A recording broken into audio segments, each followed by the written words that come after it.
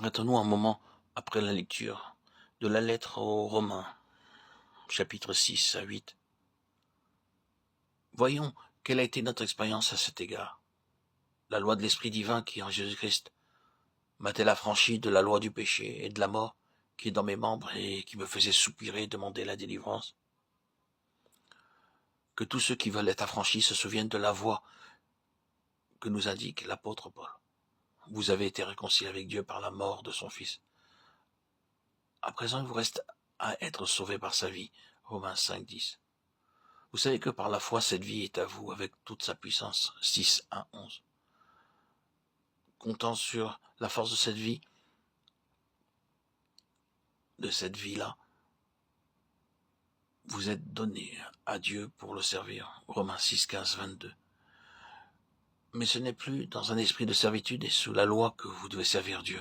C'est au contraire dans un esprit nouveau. Romains 7, 1, 6. Ne comprenons pas ceci, vous avez cherché à accomplir la loi à laquelle vous preniez plaisir et pourtant vous ne l'avez jamais pu. Romains 7, 14, 25. Écoutez, voici à présent le Saint-Esprit qui intervient. Romains 8, 1, 16. La foi en Jésus et en la vie qu'il vous envoie vous amène à recevoir en vous la vie de l'Esprit. Le Saint-Esprit a franchi de la loi et il maintient la vie de Christ par la vertu de sa présence. Romains 8, 2 nous donne la clé de cette vie d'affranchissement. Comme la vie d'Adam se reproduit dans toute la race humaine, de même la vie du Dieu homme circule constamment dans tous ses enfants. Notre vie spirituelle est la reproduction de la vie de Christ qui se répand parmi les siens. La nouvelle naissance nous rattache au second homme qui unit à lui tous ses enfants par le moyen du Saint-Esprit. Si vous voulez vivre de cette vie-là, souvenez-vous que le Saint-Esprit demeure en vous. Cherchez à croire sans cesse à sa présence, à croire qu'il vient révéler Christ et sa vie en vous. Laissez-le régner en vous. Soyez prêts à lui obéir, à marcher selon l'Esprit. La loi de l'Esprit, la force ou la vertu d'une vie intérieure. La loi de l'Esprit de vie en Jésus-Christ, moi affranchi de la loi du péché et de la mort, nous dit saint Paul. Notre Dieu et notre Père, nous te rendons grâce de ce que tu nous as donné ton Saint-Esprit, de ce que par lui tu viens avec ton Fils faire ta demeure en nous. Nous te remercions du don de la vie éternelle que ton Fils bien-aimé nous a apporté et qu'il nous communique en nous donnant sa propre vie.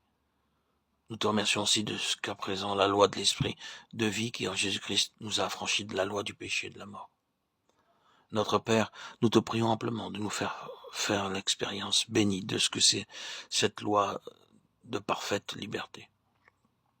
Fais-nous comprendre quelle est la loi d'une vie intérieure qui, joyeuse et spontanée, se développe avec puissance en nous. Fais-nous comprendre que cette loi n'est autre que la loi de la vie éternelle qui possède une force de vie incessante.